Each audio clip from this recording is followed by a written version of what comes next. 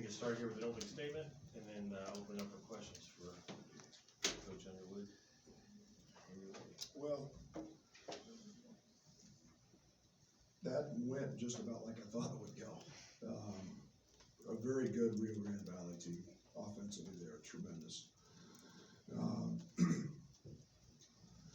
Excuse me. Johnson kid's special. He's a tremendous talent. He's put up big numbers, all throughout the season. And I thought we had some real momentum in the first half. We stuck DeMonte on, and he kind of shut his water off. But again, at the end of the game, it was hard to get stops. Fortunately for us, Shaq was on our team, Kofi, and Plummer. Played like a senior, played like a veteran, played like a guy that I've labeled as one of the best shooters in the country. We needed every one of those points from both of those guys. And then I'm really proud of Coleman.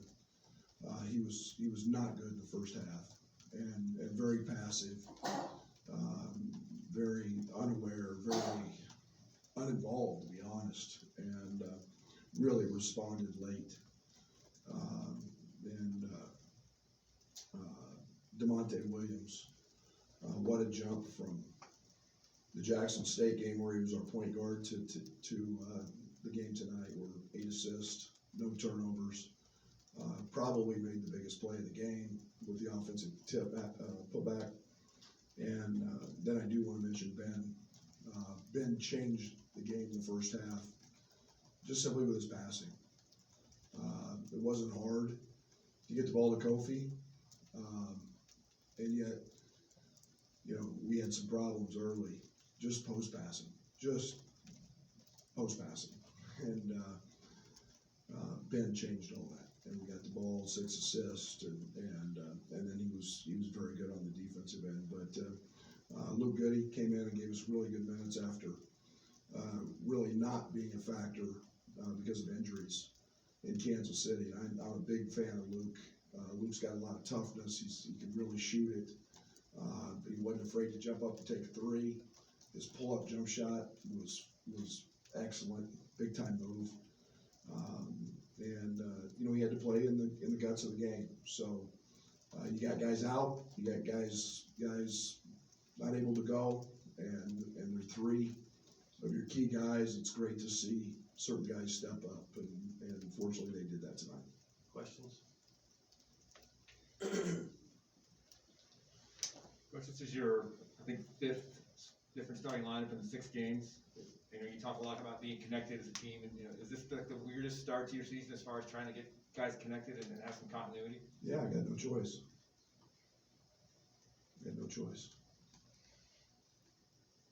Brad, any update on Trent and Andre and Jacob, why they were sent? We've got the flu going around. I would have played Pods tonight. Pajemski had a lot more. He hadn't been out of bed in 2 days with the flu, fever, everything that goes along with that. Jacob has the same thing. Carmelo's fighting the neck injury or whatever the neck problem that he's got, and obviously Trent. We saw his fall the other night. So those guys are out, and it is what it is, and we're going to show up and represent Illinois with a bunch of guys who have to play better than we did tonight, but that's who we got. What's your biggest concern defensively from tonight? Guard the ball, and our ball screen coverage was atrocious. They had 3 really good guys off the bounce, and then we let the Nelson kid get going from 3. We fouled him twice. We let the ball get to the middle of the court multiple times. Those are our base foundations. But we didn't do a very good job guarding the ball. We've got to get better play on the defensive end from Plummer. We got to get much better play from Coleman and Hutch. And those guys have to become elite defenders for us, and they've got to lock into that. When they do, we're going to become an elite defender. But DeMonte's out there fighting his ass off, and stopping the other guy, number one, shuts him down, then we've got other guys out there that weren't as dialed in, so I'm not very happy with that. I mean, you said it was simple. What did Ben do where you could get the ball to Kofi where the other guys maybe to that point weren't doing it? Caught it, threw it away from the defender, ball faked, everything that we practiced, everything that we worked on. Just simple, didn't hold the ball, let it stick, didn't let it stick in his hands. You know, Coleman got in trouble because he held it too long. He's always wanting to dribble it and deck it. You know, and I think he's got 14 of his turnovers coming off the bounce this year. You know, and just reverse it.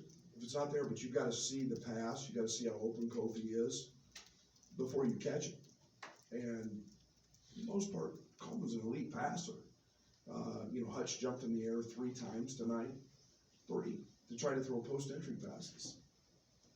You know, that's just settling in and next game. Coach, you mentioned how proud you were of Luke Goody and what he provided you defensively, but his IQ seems to be really high for a freshman. Can you explain what that's like to see? Well, he's a natural leader, first of all. He's got great feel. He's got great instincts. You can tell he was a quarterback. You can tell he's had to lead other people, get other people, be accountable to other people. He's got a great positive vibe and energy about him, and Luke is a tough hombre now.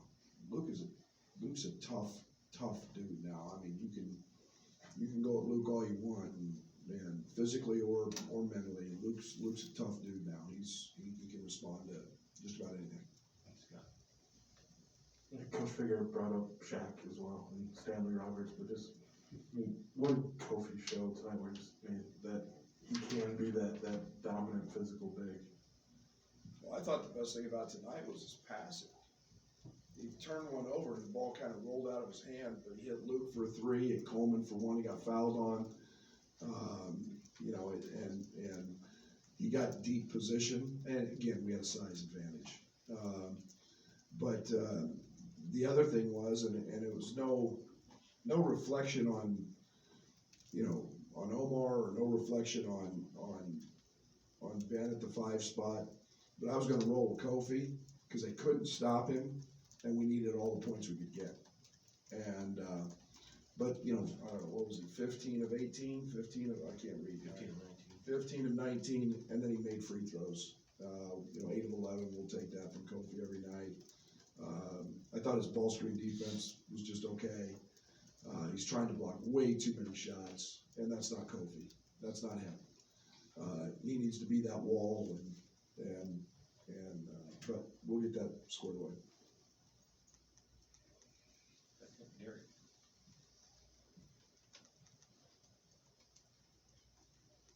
When you're struggling to guard the ball like that, what's the approach on the coaching side to try to correct that with those guys? Keep working at it. Practice. You know, and it's tonight. One of the things that they just you know, they set in the ball screen coverage and they never set it, and they acted like they were coming to screen and they just slipped out of it. And our guards were adjusting, but our guards, you know, without Trent, without Cabello, those two are elite at it. Devontae's elite at it. Needless to say, the rest of our guys are not yet. I mean, it was just a straight line drive. And you got to be physical. You got to be a tough mother to do that in the way we play it. And Nelly, we got a long way to go there. So I think that may be 2 hours of practice tomorrow is figuring out how to get the hell over top of a ball screen. Brett, are you hopeful that Jacob and Andre will be willing to go or able to go on Monday? Jeremy, I'm way beyond trying to figure it out. I show up for a game, I show up for a practice, and I have no idea who I have. And we've got the sickness going around. We've got, I've got a bronchial veal. You know, we've got staff with it. And so tomorrow, I love Paul Schmidt to death, but I dread his text messages right now. When he tells me who's here and who's not.